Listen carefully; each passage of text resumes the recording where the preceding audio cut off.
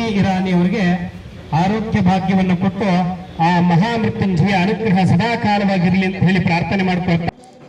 Muhammad Haris Nalpar, Youth Congress leader, said the state youth unit of the party had organized a Homa over the incident involving Sonia Gandhi, AICC chief, and Smriti Irani, Union Minister in Parliament.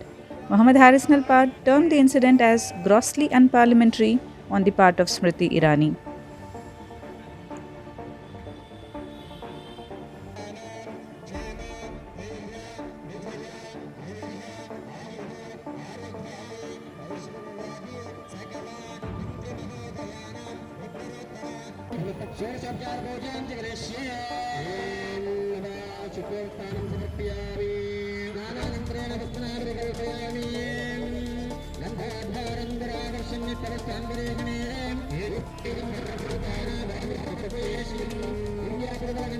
Smriti Irani has lost her mental ability.